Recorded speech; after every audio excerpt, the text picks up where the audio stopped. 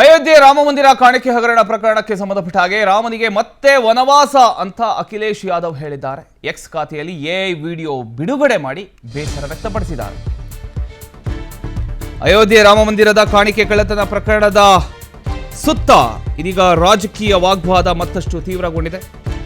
ಈ ಬೆಳವಣಿಗೆಗಳ ನಡುವೆ ಸಮಾಜವಾದಿ ಪಕ್ಷದ ಮುಖ್ಯಸ್ಥ ಅಖಿಲೇಶ್ ಯಾದವ್ ಎಕ್ಸ್ ಸಾಮಾಜಿಕ ಜಾಲತಾಣದಲ್ಲಿ ಎಐ ತಂತ್ರಜ್ಞಾನ ಬಳಸಿ ಸಿದ್ಧಪಡಿಸಿರತಕ್ಕಂತಹ ವಿಡಿಯೋವನ್ನು ಹಂಚಿಕೊಂಡು ಕೇಂದ್ರ ಸರ್ಕಾರ ಹಾಗೂ ಆಡಳಿತದ ವಿರುದ್ಧ ಪರೋಕ್ಷ ವಾಗ್ದಾಳಿಯನ್ನು ನಡೆಸಿದ್ದಾರೆ.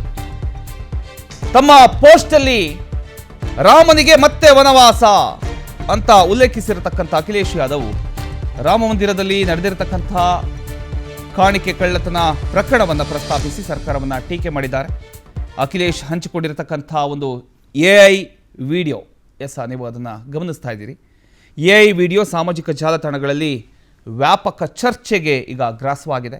ರಾಜಕೀಯ ವಲಯದಲ್ಲೂ ಕೂಡ ಈ ಒಂದು ವಿಚಾರ ಸಂಚಲನವನ್ನು ಮೂಡಿಸಿದೆ. ಈ ಪೋಸ್ಟಿಗೆ ಬೆಂಬಲ ಹಾಗೂ ವಿರೋಧ ಎರಡೂ ರೀತಿಯ ಪ್ರತಿಕ್ರಿಯೆಗಳು ವ್ಯಕ್ತ ಆಗ್ತಾ ಇದೆ. ಇದೇ ವೇಳೆ ರಾಮ ಮಂದಿರದ ಕಾಣಿಕೆ ಕಳ್ಳತನ ಪ್ರಕರಣದ ತನಿಖೆ ಮುಂದುವರೆದಿದೆ. ಪ್ರಕರಣಕ್ಕೆ ಸಂಬಂಧಪಟ್ಟ ಹಾಗೆ ಈಗಾಗಲೇ ಹಲವು ಕ್ರಮಗಳು ಕೈಗೊಳ್ಳಲಾಗಿದೆ. ಈ ಮಧ್ಯೆ ಅಖಿಲೇಶ್ ಯಾದವ್ ಅವರ ಈ ಒಂದು ಪೋಸ್ಟ್ ಏನಿದೆ, ಈ ಒಂದು ಪೋಸ್ಟ್ ಹೊಸ ರಾಜಕೀಯ ಚರ್ಚೆಗೆ ಕಾರಣ ಆಗಿದೆ.